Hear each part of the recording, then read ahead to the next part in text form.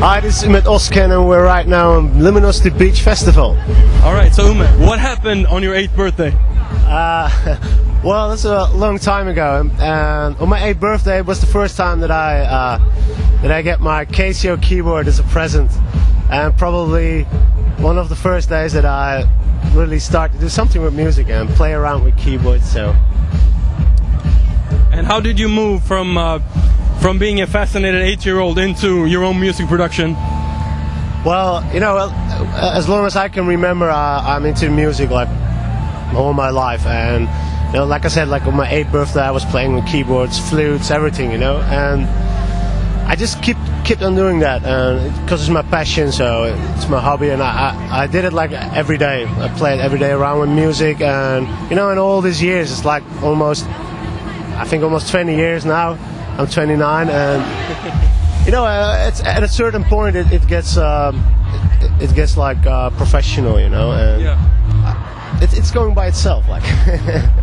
How do you stay passionate while working with music full time? How do you stay passionate? It is my passion, so it is my work right now, but sometimes you don't see it as your work because it's something you really like to do, and you can do it like 24 hours a day, you know, so you go for it, not 100%, but like 1000%. Yeah. So yeah, that's how it goes. You recently did a track with Paul van Dyk. Yes. What was that like? Tell me about the track. Well, it was really good working with Paul, you know. First of all, I'm really happy with this collab. Paul is one of the respected names, and he's in the scene for such a long time, you know. So, you know, it's really nice working with him, and the track turned out really good. It's a bit like how trance was back in the days, more uplifting, but it still has a good drive, and I'm really happy with the results, and yeah, it's really nice. Tell me about the box. Tell me about the box. The box. You know, I'm really excited about the box because we just released it last week, and in only 3 days it reached the #1 spot on Beatport, thanks to you guys. So I really appreciate it, and I'm really thankful for that.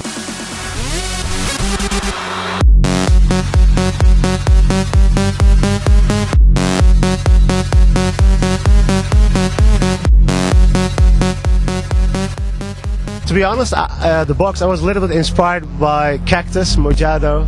Probably everybody knows the track, but I really want to make something like that, more in my style, more banging, and it turned out really well, you know. I get so much good reaction, so much good feedback, and yeah, I'm really happy with it. Yeah, it's a really, really good track. Yeah, I always try to do something new, something fresh, you know, but yeah, it turned out really good. I'm really happy about it.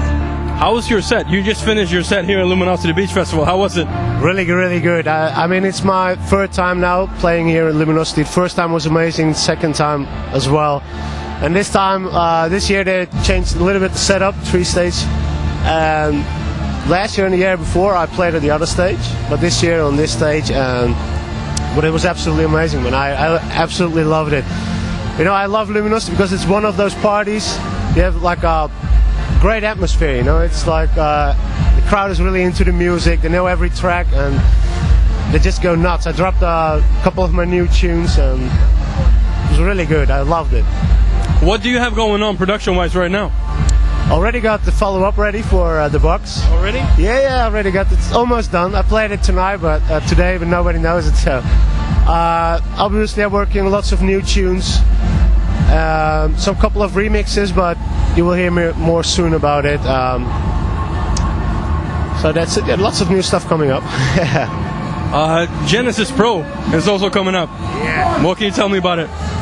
Well, Genesis, I know everybody's desperately waiting for that, but you know, it's quite hard to schedule your time. Like, I have to produce music, you know, and touring around the world, and then next to that sound designing and synth developing. But I have good news because everybody saw maybe the trailer this week, and it's almost finished, and the planning is to release it this year, and I'm really happy with the results. I think everybody will like, you know, I try to fade the boundaries between hardware and software. I really want to make a software synth which really, like, you can create anything with it, any sound with it, and really sounds high quality. So, but more info really soon. Yeah. Is there a release date set yet? Not yet, but I will come back with more info really soon. I think like maybe a couple of weeks I will have the release date and all the info and pricing. Keep on checking ummetozcan.com and genesisvst.com. All the info will be there really soon. You guys did a really interesting video for the release of Genesis. Yeah, you liked it? Yeah, I liked it. It was really cool. It was different. I actually made it myself. You made it yourself? Yeah, I think lots of people load it, but yeah, I made it myself. But I like to give it some kind of mysterious theme, you know, that if you saw the movie, the aliens sending the Genesis to Earth, because it's you know, I want to give the feeling to the people that it's something new is coming on, and something new sound, and totally different than everything what's out right now. So if we go back to the DJ life, what's the hardest thing about being a DJ? You know, DJ life is like a dream coming true, of course. It's something you really want to do, and you're traveling around the world, you see lots of nice people. But the only thing I don't like is the airports and the airplanes, you know. It's like sometimes it's really hard to be 15 hours or 20 hours in the airplane, and that's the only thing I don't like, or I like less, but the rest is everything is cool, you know. It's really nice. How do you become comfortable on an airplane? Since this is a big part of your job, how do you make it home? You know, in the beginning, like the first time I went to Australia, it was like 24 hours, and seriously, in 5 hours I was just like getting nervous, and I didn't know what to do. And you know, first time I saw the movies, and if he doesn't, okay, I can handle it. Yeah. But you know, after 4 films or 5 films, it's like, oh my god, what do I have to do? But the more you travel, you get used to it. You know, you get your laptop, your iPad, and movies, and you know how to sleep in an airplane. Like the first time I was, I slept enough before I go to travel, you know. But now I turn it around. I was like, I don't sleep before I go to the plane, so I'm really tired. And when I went to plane, I was like, whoop, I can sleep for 10 hours, and then you get used to it, you know. So, if you could switch with any DJ in the world, if you had to switch with any DJ in the world, who would it be? Wow. For a week, not forever, just for a week. For a week. Yeah. Probably. I don't really know. That's a hard question, but probably somebody who's doing totally different than I do. But